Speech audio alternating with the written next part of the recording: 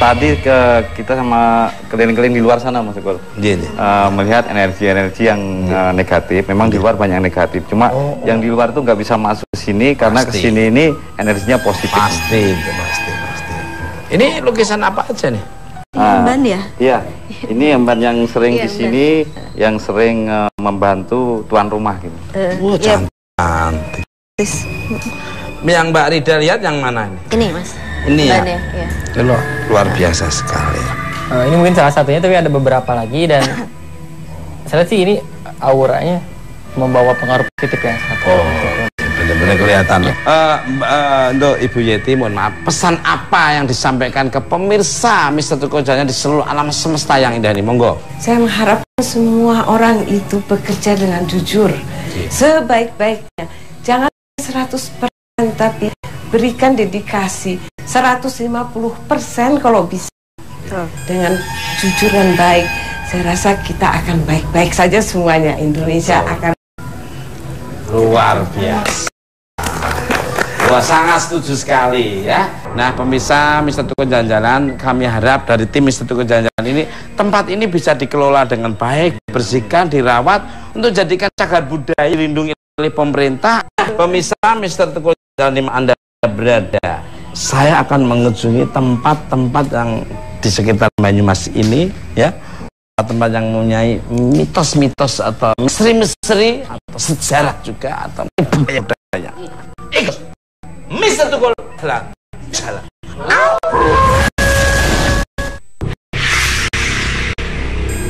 Jika berkendara dari Yogyakarta ke Purwokerto, tepatnya di wilayah Kuta Banyumas, akan menemukan fenomena yang tak lazim. Hampir semua warga desa berjejer di pinggir untuk menghargai rezeki dari pengguna jalan yang khas. Uniknya, hal ini sudah terjadi puluhan tahun dari beberapa generasi. Hal ini merupakan masalah sosial yang memang harus dihentikan. Selain mengganggu pengguna kendaraan, tentunya akan membahayakan jiwa mereka sendiri. Sudah beberapa kali himbauan dan penertiban dari aparat pemerintahan sepertinya tak digubris oleh mereka. Ya, jadi kegiatan penertiban itu rutin dilaksanakan oleh Satpol PP Kabupaten Banyumas dalam rangka menertibkan peminta-minta yang ada di wilayah Pagralang. Pada tahun 2013 terjadi kecelakaan yang merenggut belasan korban jiwa. Sehingga Pak NKT mengeluarkan rekomendasi, salah satunya adalah menertibkan para peminta-minta yang ada di wilayah tersebut. Kita tertibkan, kita bawa ke kantor, kemudian kita bina. Nah, tetapi memang kita sangat sulit sekali seperti yang sudah-sudah untuk menertibkan mereka. Mereka tetap akan kembali lagi ke lokasi. Hingga tragedi pun terjadi di tahun 2013. Beberapa orang dari peminta-minta ini meninggal di tempat oleh sebuah kecelakaan tragis. Kecelakaan tersebut melibatkan sebuah bus dan 4 kendaraan bermotor. Naasnya semuanya masuk jurang sedalam 50 meter di areal yang dikenal sebagai jalur tengkorak ini. Namun kejadian itu pun tak menyurutkan para peminta-minta ini menghentikan aktivitasnya. Bahkan terik, hujan, dan gelap malam tak menjadi halangan yang berarti bagi mereka. Karena ada semacam keyakinan ketika memberi atau melempar koin di situ, perjalanan mereka akan selamat seperti itu. Entah hujan, siang, malam masih tetap bertahan di situ. Saat tim Mister Tukul terjun ke lokasi, tim pun sempat melakukan dialog dengan salah satu dari mereka. Sebenarnya para peminta-minta ini tergolong masyarakat mampu dengan mata pencaharian layak. Ada motif lain bagi sebagian warga desa hingga rela berderet berjam-jam menunggu lemparan uang dari pengendara bermotor. Kita kan setiap hari apa, Bu? Kerjaan ini pun? Ibu rumah tangga. Rumah tangga gitu. Di jualan lah, jualan kecil nanti. Jualan apa, Bu? Sayuran. Sayuran. Ini duitnya apa? Ada berkahnya itu, Mas Uti? Ini namanya angkong, itu bolong, itu besar. Petri pun nonton. Segaranya bapak kulo lagi dimontong ke sedikit. Dikotong batu-batu numpang kamu, bapak-bapak target. Ternyata kebiasaan ini bermuara dari sebuah mitos yang telah ada sejak lama. Banyak pengendara yang melintas percaya mereka akan mendapatkan keselamatan jika menyisihkan sebagian uang mereka dan melemparkannya ke jalan. Sebaliknya, warga pun meyakini mereka akan mendapatkan berkah besar dengan kewajiban mendoakan keselamatan pengendara. Fenomena ini semakin mengusik rasa penasaran tim Mr. Tukul untuk melakukan penelusuran. Sejatinya, dari mana sumber mitos yang telah turun-temurun diyakini selama puluhan tahun ini? Temukan jawabannya di Mr. Tukul Jalan-Jalan.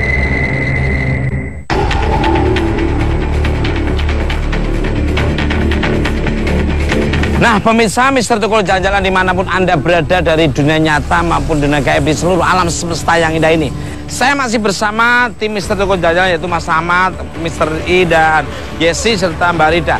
Sekarang saya berada di lokasi Desa Pager Alang, Kecamatan Kemeranjen, Banyumas. Nah, ini ada fenomena yaitu yang menarik sekali. Sepanjang jalan ini, Krukut ini, desa ini, konon ceritanya banyak warga yang menjadi peminta-minta. Konon katanya ada hubungan dengan hal mistis. Ini mungkin Mas Ahmad bisa menceritakan apa yang terjadi ini. Saya merasa sih mungkin ada hubungannya dengan kecelakaan-kecelakaan yang terjadi di sini, Mas Tukul. Ya, mungkin sugesti seperti itu. Orang pertama misalnya ngasih uang, lalu kalau nggak ngasih bisa kecelakaan kayak gitu-gitu. Kalau misteri coba. Ya Mas Tukul, memang kalau saya lihat ini ada aura yang gaib yang sering umpama orang lewat ke daerah jalan ini keadaannya ngelamun atau tegang, ini ada yang nyapa gitu Mas Tukul. Akhirnya dia bingung sendiri, nabrak gitu. Kalau saya sih cuma merasakan kayak energi gitu aja sih. Kuat banget sih sepanjang jalan ini. Kalau Mbak Rida ini? Kalau aku sih Mas, ini energinya besar. Jadi dari sosok astral yang besar. Jadi kalau kita melewati medan energi ya Mas ya? Iya, mungkin itu ya kali. Jadi bila mana kita melewati itu seperti kuping itu pengang Mas. Nah, pemirsa sepertinya kita penasaran ya untuk lebih detailnya apa yang sejarah yang bisa sampai hal ini terjadi di jalan ini. Kita langsung ketemu sama kepala desanya saja. Gimana nih? Oke. Iya Mas, kita ke sana.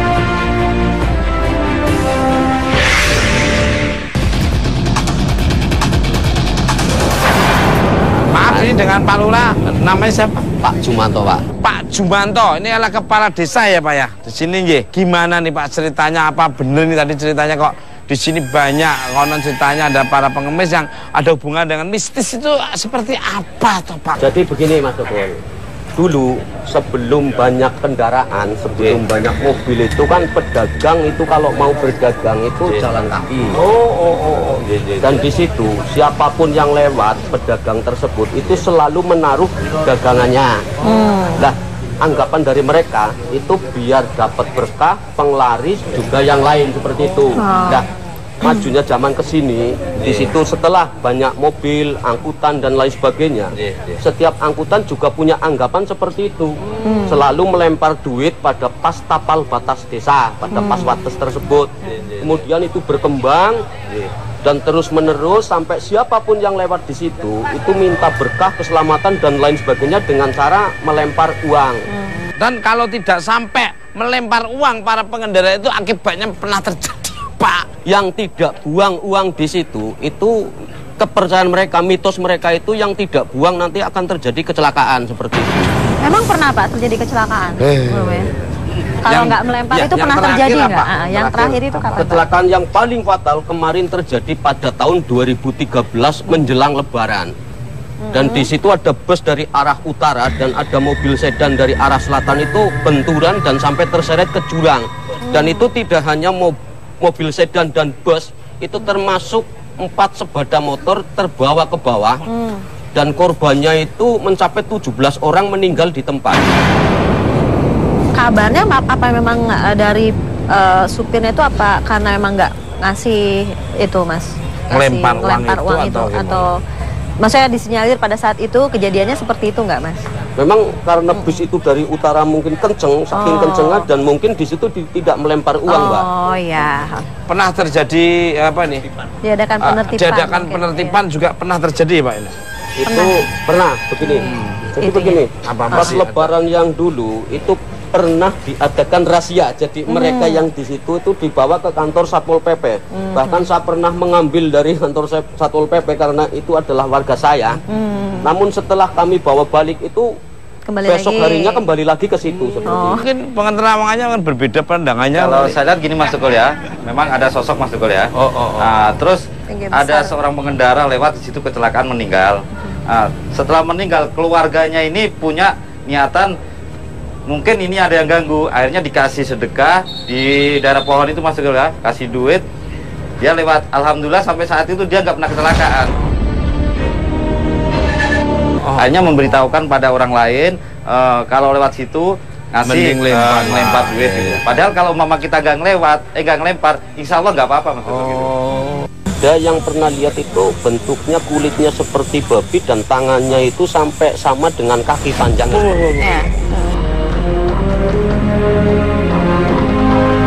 Maaf Pak, kita mau nanya ini, yang dianggap mistis itu yang di sebelah mana dan sosok apa sih yang pernah warga ceritakan kepada Bapak Kepala Desa ini? Ya. Itu ada 2 tempat, satu di tapal batas desa yang dikenal orang sini itu Wates, yang kedua itu di pas pohon beringin. Gimana ini? Mister I mungkin bisa menelusuri sana? Saya mengeksplor sana sama Mbak Jesi, Mas. Kalau begitu saya doakan, kalau ada apa-apa tanggung jawab sendiri ya. Amin, amin. Siap Mas. Oke, silakan. Ya, sama Mbak Jesi. Nah, pemirsa Mister Tukul Jalan-Jalan, Mister I dan Mbak Yesi akan menelusuri apa yang dikatakan Bapak Kepala Desa ini, yaitu jadi tapal batas Wates ini. Nanti apa yang akan terlihat, apa yang akan diceritakan oleh Mister I dan Yesi, ikuti terus Mister Tukul Jalan-Jalan.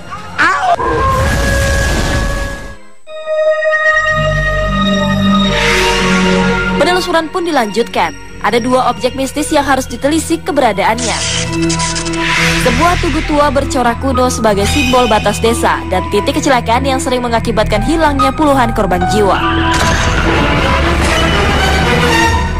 Di sekitar 2 areal inilah pengendara harus melemparkan uang demi keselamatannya.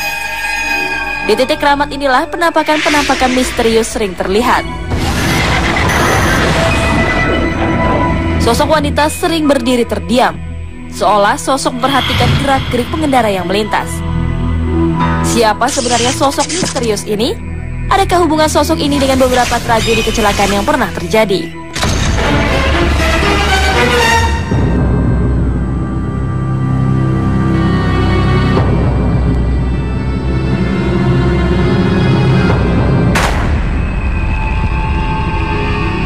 Kecelakaannya itu terjadi di mana nih Pak Kades? Di sana Mas Tukul. Waktu lebaran 2013 sampaikan tadi, itu sedan dari sana Mas Tukul. Bisnya dari sana. Nah, itu kenceng dari sana karena saking kenceng habis itu, maka langsung bertabrakan dan itu terseret sedannya sampai masuk ke jurang sana Mas Tukul. Ini ya? Ini. Oh, oke. Dan itu juga enggak sedan tok, ada sepeda motornya 4 dan itu fatal semua. Itu tewas di tempat ya Pak? Waktu itu kejadiannya jam berapa? Siang, malam, hari apa? Waktu itu kalau enggak salah hari Kamis, jamnya itu jam 2 siang Mas. Waduh. Mas Ahmad, apa yang Mas Ahmad lihat dengan kejadian itu? Dari auranya juga udah ini ya Mas Tukul agak kurang enak. Dan memang energi dari ketika kita bersugesti bahwa di sini suka kecelakaan kalau kita nggak ngasih uang, itu terekam di otak kita. Bentuk terus, jadi kayak kita mendoakan malahan jadinya ya. Jadi pas ketika di jalan tuh dia selalu saya lupa ngasih nih, jadi lempar dan ke bawah ke situ, karena pusatnya ke arah bawah situ. Iya, ibaratnya kayak kita manggil negatif datang negatif, manggil positif datang positif ya. Kalau Mbak Rida sendiri apa? Ya, kalau aku sih pada saat kejadian saya merasakan memang energi, ada tercipta medan energi Mas. Luar biasa gitu kan, dari arah sana itu ini besar sekali Mas, besar energi. Arahnya dari arah sana Mas. Saya nggak tahu dulu itu apa ya di situ ya, entah itu apa tuh di sini gunung apa ya Pak ya? Di sana gunung, memang dulunya ini kan hutan belantara Mas. Hutan belantara dulunya. Jadi mungkin pas hari Kamis itu puncaknya itu medan energi besar. Nah dari arah sana mungkin itu si supir udah hilang kontrol Mas, karena masuk ke dalam medan energi tadi udah hilang kontrol, dan dari sini udah nggak kontrol lagi.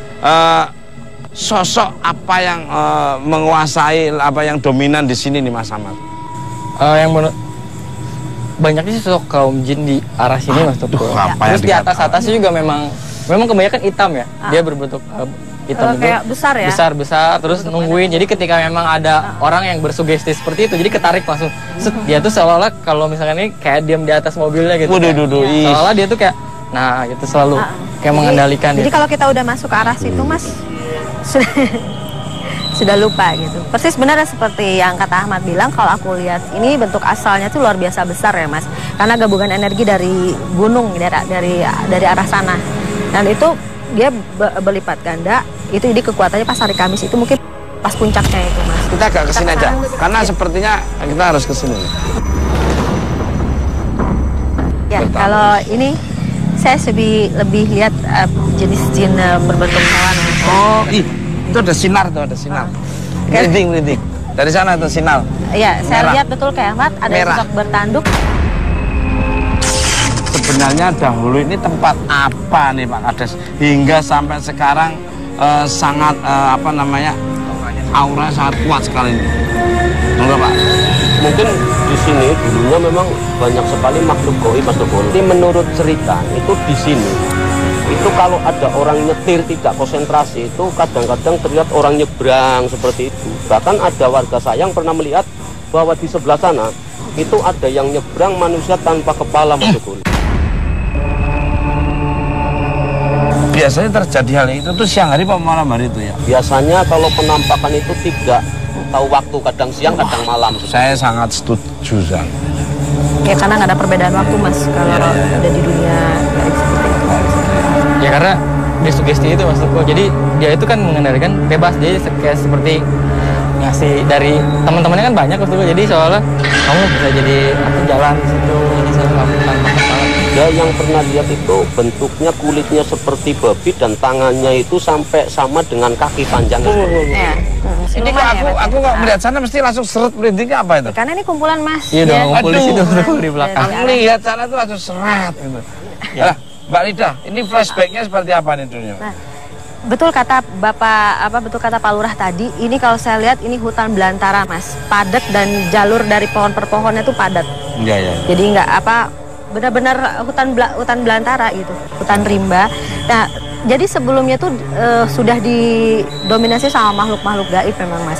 Jadi begitu ini dibuka ya Pak ya, dibuka biasa kalau misalnya makhluk-makhluk gaib itu kan suka minta tumbal atau karena daerahnya dipangkas gitu Mas. Kalau aku sih melihatnya seperti itu gitu. Jadi dia mau nggak mau seperti ya contohnya lah Mas, kayak binatang aja nih Mas ya. Kalau hutan dibuka gitu kan dia bisa bisa masuk ke daerah warga. Ini sama logikanya seperti itu Mas. Salah satu makhluknya. Sebagai juragan lah ya. Jadi dia yang mengatur di sini, aktivitas di sini, jam berapa sampai jam berapa, ini makhluk yang ada.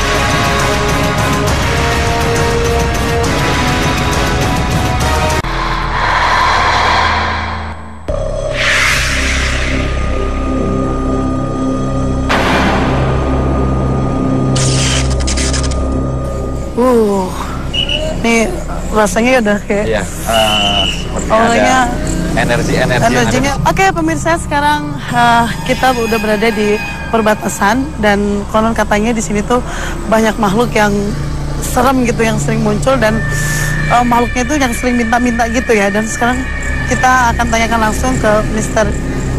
E, gimana? Ya, memang kalau saya lihat gini Mbak Jess ya, di sini memang ada sosok yang sering kadang nyebrang, kadang balik lagi, kadang manggil orang yang lewat di sini. Ini kalau saya lihat sosoknya itu sosok perempuan. Sosok perempuan. Sosok perempuan yang ada di sini. Dan itu setiap hari itu selalu ada gitu? Enggak, sebenarnya bukan. Kalau memang tempatnya itu setiap hari ada, cuma kalau penampakannya itu enggak setiap hari. Enggak setiap hari? Dikala kalau ada pengemudi atau siapapun yang kendaraan dalam keadaan ngelamun atau tegang, dia pasti akan menampakkan gitu.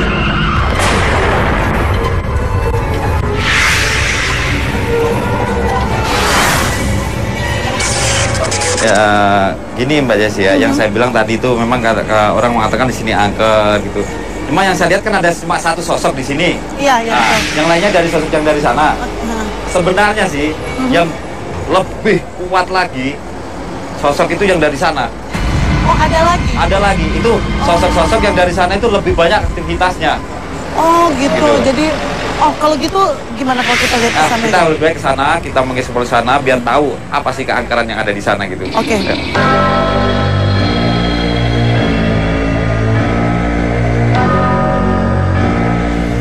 beda dengan yang tadi ya? Yang tadi, yang saya bilang tadi Mbak Jas ya, bahwa yang lebih angker lagi kan sebelah sini kan. Karena di sini lebih banyak lagi aktivitas daripada makhluk gaib, terutama yang dari sana itu ada lagi banyak. Jadi ini memang lalu lalangnya makhluk gaib yang ada di sini. Di sekitar sini ya? Sekitar sini, makanya di sini lebih angker lagi. Jadi sebelah kiri ini lebih... Sebelah kiri ini lebih kuat lagi.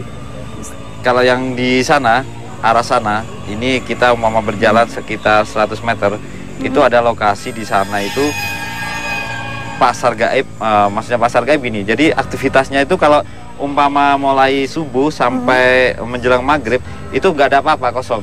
Subuh menjelang maghrib nggak ada apa-apa? Nggak ada apa-apa, kosong. Tapi memasuki maghrib, ini berdatangan semua. Seperti kayak orang mau ke pasar gitu ya? Ke pasar, berjualan di situ. Nanti semalam lagi, hilang lagi, besoknya datang lagi maghrib gitu. Jadi setiap maghrib aktivitasnya. Ya, mungkin seperti hal manusia aja gitu ya, kayak ke pasar gitu, aktivitas seperti di aktivitas pasar manusia. gitu ya. Jadi adanya pasar, cuma perkampungannya sebelah sana, keliling sana. Jadi dia di sini jadikan sebagai tempat seperti transaksi kayak manusia jual beli, seperti pasar gitu, ramai sekali di situ. Kita lihat ke sana? Oke.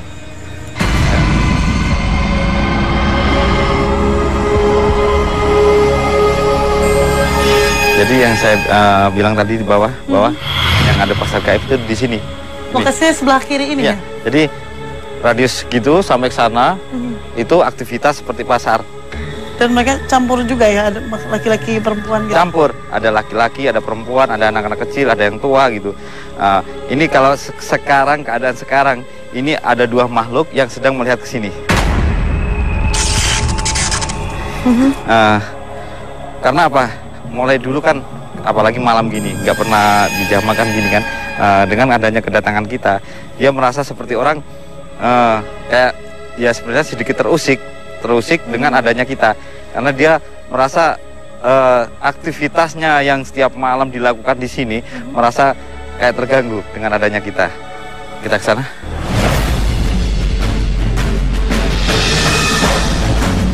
Sini ya? Ya. Mister, ini sini kan? Iya. Ini sudah mulai ya.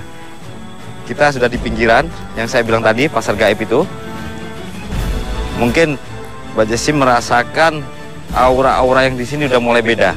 Jadi mulai sangat di sini. dari tadi saya. Iya, ini dari sini mulai kita berbatasan masuk daripada aktivitas makhluk-makhluk gaib yang ada di sini.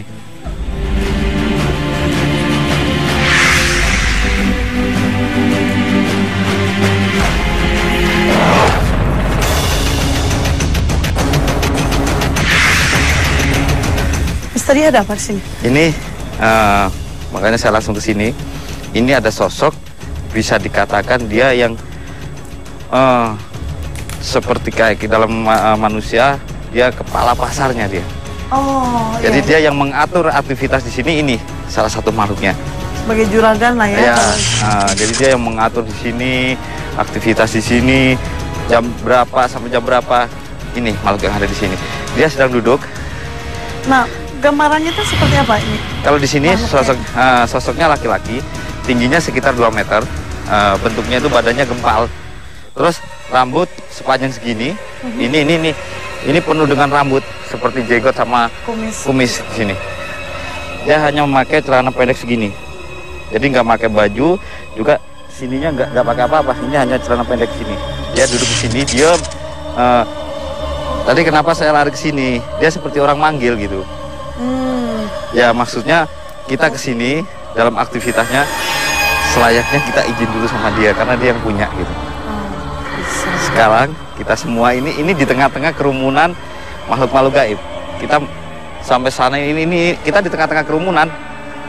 Malah di depan kita ini ada yang aktivitas. Ini ada anak kecil ini lewat. Di sini? Nah, ini pas daun yang bergoyang ini. Nah, ini ada anak kecil yang lewat ini. Nah, ini diam.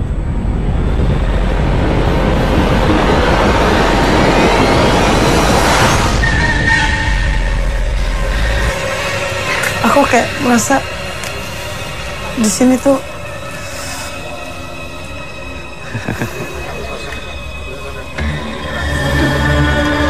ya kalau satu sosok yang interaksi ini makhluk ada perempuan yang memakai pakaian Jawa seperti kemben. Cantik ya dia. Ya, persis di depannya Mbak Jessi sini. Ya, dia berdiri. Sebenarnya sih mau komunikasi gitu.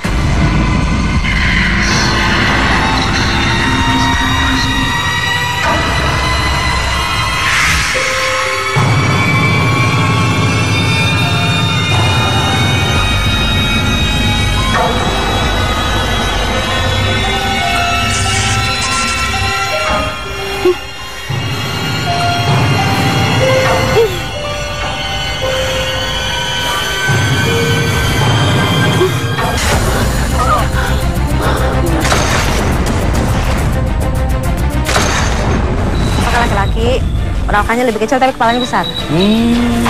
Kepalanya besar. Buang.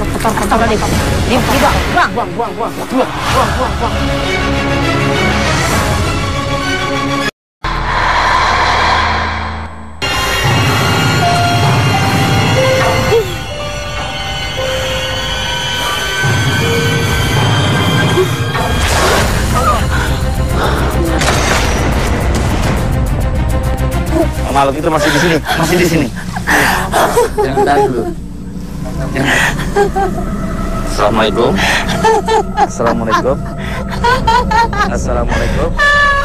Bisa komunikasi dengan kita. Assalamualaikum. Siapa kamu? Oke. Kamu merasa tekan? Baik. Oke. Ayo.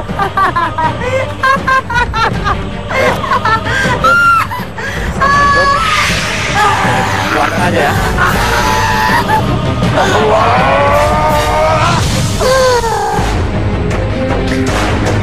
Pemirsa, sosok ini begitu kuat merasuki tubuh Jessi Costa.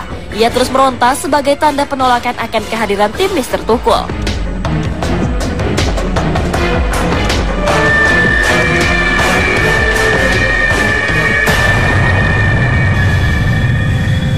Mana yang dirasakan? Udah mulai tenang, udah mulai kuat? Iya. Tadi yang saya bilang, saya tadi kan lihat perempuan cantik ya. Cantik, dari jauh kan dia mendekat, terus mendekat sampai berdiri di depan saya. Iya. Terus saya tadi sempat pegang dia punya postur tubuh kan, saya pegang. Terus dia makin mendekat, wajahnya itu persis di depan saya. Terus dia kayak marah gitu. Habis itu saya nggak tahu apa terjadi. Blank gitu. Iya. Apa. Memang tadi yang dibilang Mbak Jessi langsung blank, itu Mbak Jessi mengalami seperti orang kerasukan, jadi mengalami interaksi yang kuat di situ. Wanita tadi tuh apa masuk? Iya, benar. Gini, kan tadi kan Mbak Jessi kan tujuannya untuk berinteraksi dengan wanita ini. Tujuannya dia kan mulai mendekat masuk ke Mbak Jessi, tujuannya kan untuk berinteraksi sama kita. Jadi menceritakan apapun. Cuma karena kita Mbak Jessi mengalami hal yang memang nggak kuat, hanya nggak bisa keluar kata-kata yang untuk dimintai keterangan gitu. Oh gitu, pantas.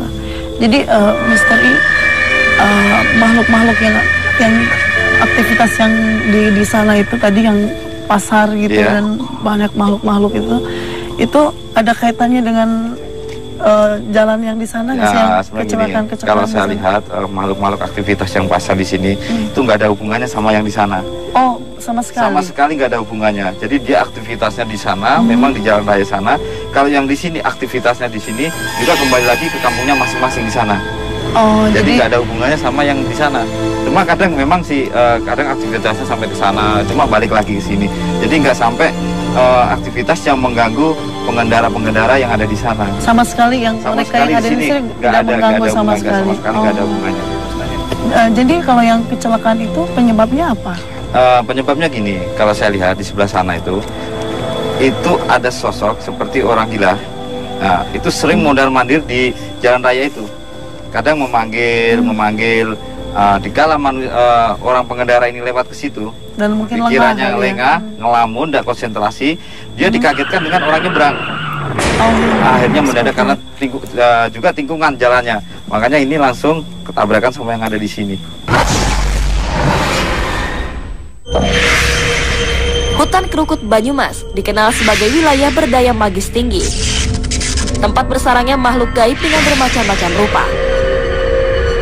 Terbukti dengan adanya pasar gaib yang memiliki aktivitas tinggi.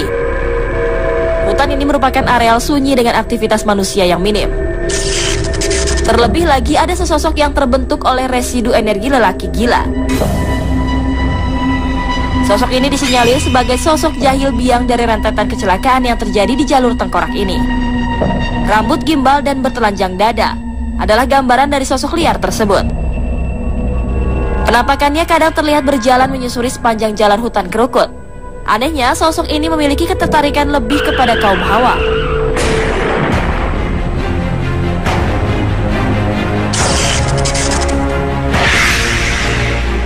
Saya melihat di sini tadi ada, tadi udah pindah lagi, tadi ada sosok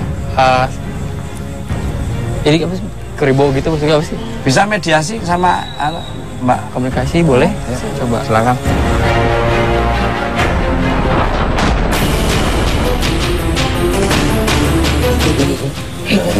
Ini Mbak Ades, ini sosoknya seperti ini. Ini yang mungkin nih kalau kadang-kadang sering. Gimana Mbak Rida? Ya kalau saya terjemahkan, ini rambutnya ke depan semua. Rambutnya ke depan semua ya? Sosoknya laki-laki ya Mas? Ya ya. Sosoknya laki-laki, perawakannya lebih kecil tapi kepalanya besar. Kepalanya besar, kotor, buang. Yalah, biarin aja, biarin. Wah, dimakan itu. Saya mau bicara dulu. Buang. Nanti dikasih. Ini dengan siapa? Ya, Misa Tuku Janjalan ini. Itu ada suara ada jatuh tadi. Agak kurang waras. Oh, pantesan di atas. Ih. Kasih. Close.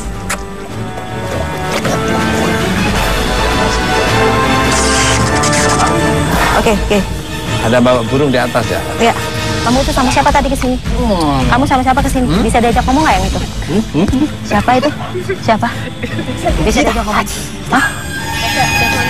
Sugina. Kamu kenapa sama Sugina terus? Kamu sengaja mengganggu orang yang lewat sini nggak? Sengaja. Itu yang suruh Sugina.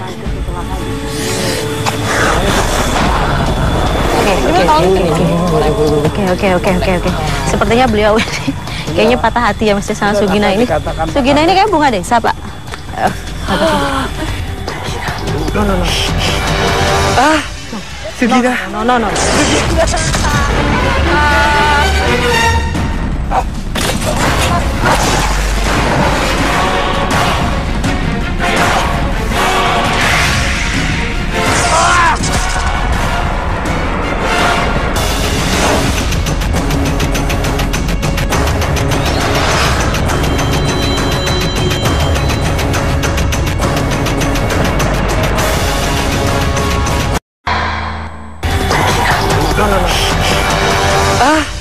Sugina. No.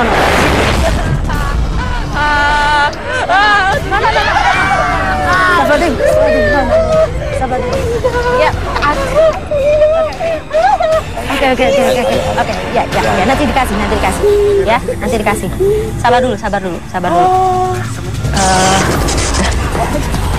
Ya, jangan, nanti dikasih.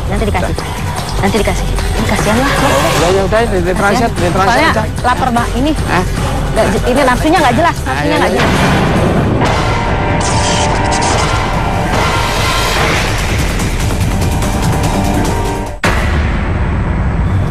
Mat. Kalau Mas Ahmad tadi Sugina itu pripun gimana nih Pak Kades? Sugina menurut cerita orang sini yang sudah sepuh-sepuh itu memang dulu cantik sekali Mas. Bunga desa kan. Dan itu termasuk korban dari kecelakaan di sebelah pohon beringin ini. Oh alah. Kembang desa sini yang pernah jadi korban kecelakaan di sini. Nah, Ahmad mau ceritain. Ya, saya tadi sama yang orang gila itu, dia tergila-gila itu karena mengejar cinta Sugina itu maksudnya. Jadi ketika memang beliaunya kecelakaan, sini kan dia gila. Sering ke sini dan akhirnya dia juga meninggal di sini sama. Dia melihat karena Sugina lagi jalan, Sugina pas lagi jalan tabrak sama mobil itu apa? Kalau bak pick up warna putih yang lampunya itu bulat. Tabrak pinggir kepalanya langsung bocor. Betul, jadi kecelakaan itu sudah lama sekali Mas Tukul. Itu sekitar tahun 80-an. Iya, soalnya mobilnya lama ya, Mas ya? Iya, mobil lama soalnya. Mobil lama. Jadinya kacanya juga bulat ya. Ya kalau saya lihat sih energinya seperti itu Mas. Saya tadi lihat lihat Ahmad ini, sosok laki-laki ini dia sebetulnya korban ya. Saya lihat korban, makanya dia itu kenapa Mas sebetulnya dia bukan menggoda atau mengganggu orang-orang yang lewat sini. Dia mau mencari si Suginah itu karena mungkin pada saat dia meninggal kondisi tidak waras.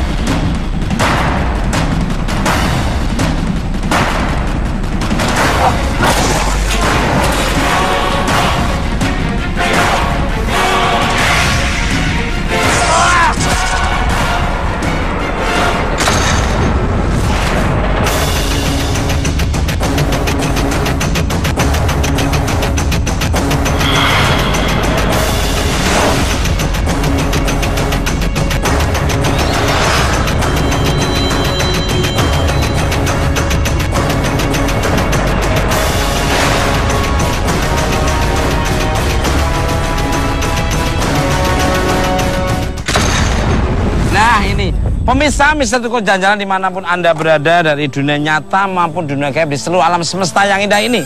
Nah, mereka tiba-tiba membawa sebuah lukisan dan kita tadi mau menerangkan juga ya tentang kondisi ngefloor di tempat yang berbeda. Sekarang kita tanya, apa saja yang terlihat di Beringin dan di Tapal Batas itu, Mister? Kalau di Tapal Batas, Mas Tukul ya, saya melihat sosok perempuan memakai seperti kemben itu, Mas Tukul. Nah, dia sering mondar-mandir nyebrang ke sana ke sini gitu, Mas. Suginah itu mungkin. Suginah ya. Terus kalau yang di Beringin itu saya melihat sosok orang gila yang meninggal di situ. Hadi Ahmad tadi. Ada korelasinya ternyata. Dan alhamdulillah ini yang didapatkan. Kalau Mbak Yesi sendiri apa? Kalau saya tadi perempuan, terus dia mendekat, terus sepertinya dia pengen komunikasi dengan saya. Terus saya berusaha diam kan, dia mendekat sampai di depan saya, tiba-tiba langsung di depan muka saya itu langsung kayak marah gitu. Ini saya tadi melihat sosok penampakan itu seperti burung, tapi wujud aslinya mungkin dia menampakkan seperti itu, tapi wujud aslinya perempuan itu bukan sih. Iya, benar. Seperti burung ini wujud aslinya itu sebenarnya perempuan. Perempuan kan? Juga dia kadang berbentuk lagi berbeda, berbentuk seperti selendang. Nah, kalau lukisan ini, Mas Mister ini, ya, ini lukisan sosok yang orang gila yang meninggal itu, Mas Tukul. Yang sering kadang ada pengendara lewat yang keadaannya melamun atau apa, dia sering manggil atau nyebrang gitu, Mas Tukul. Luar biasa sekali ini. Gini Mas Ahmad yang Mas Ahmad tadi. Pak Kades bener ini seperti ini sosoknya. Kalau Mbak Rida? Ya betul Mas. Betul. Ini rambut semua. Nah, pesan buat Pak Kades kepada para pengemudi atau warga sekitar sini gimana? Monggo. Jadi begini Mas Tukul, untuk kepada para pengemudi itu kita itu jangan terlalu percaya tentang hal tersebut. Jadi kalau lewat itu jangan selalu membuang uang. Jadi kami dari pemerintahan, dari desa, kecamatan dan seterusnya itu sudah berupaya, dan di situ ada dua permasalahan sebenarnya yang harus kita selesaikan. Yang pertama adalah yang buang, Mas Tukul. Logika kita, kalau ada uang geletak di tepi jalan, yang tidak mau mungut itu siapa? Kalau memang di situ tidak ada yang buang, otomatis yang mungut itu akan tidak ada. Luar biasa. Akan berhenti dengan sendirinya seperti itu. Betul, setuju sekali. Mungkin ada ya Mas Ahmad, ada nambahin? Kalau saya ada 3 hal Mas Tukul. Yang pertama memang sedekah itu wajib, tapi kalau bisa jangan di tempat ini, di tempat lain dulu. Yang kedua berdoa dulu sebelum berangkat. Yang ketiga hilangkan sugesti kalau kecelakaan kayak gitu. Jadi kalau kita membangun positif, insya Allah selamat sampai tujuan. Kalau Mbak Rida? Betul Mas, yang tadi itu saya cuma menambahkan aja Mas. Jadi kalau misalnya kita tetap ajak atau aware dan awas, tetap ingat sama yang di atas, mungkin kejadian-kejadian seperti itu tidak akan terjadi. Kalau Mr. I? Ya Mas Tukul, jadi untuk pengendara yang di sini lebih baik satu, kalau lewat sini hati-hati, jangan sampai ngelamun, banyak berdoa aja. Nah pemirsa, Mister Tukul Jalan-Jalan dimanapun Anda berada dari dunia nyata maupun dunia gaib di seluruh alam semesta yang indah ini, ambil sisi-sisi positif dari tontonan Mister Tukul Jalan-Jalan. Yang negatif jangan diambil. Kekuatan yang tidak bisa tertandingi, kekuatan dari Allah Subhanahu wa Ta'ala, Tuhan yang Maha Esa. tunggu kehadiran Mr. Tukul Jajal di tempat yang berbeda, yang ada budayanya, mitosnya, misteri dan mistis-mistisnya. Ikuti terus Mr. Tukul jalan.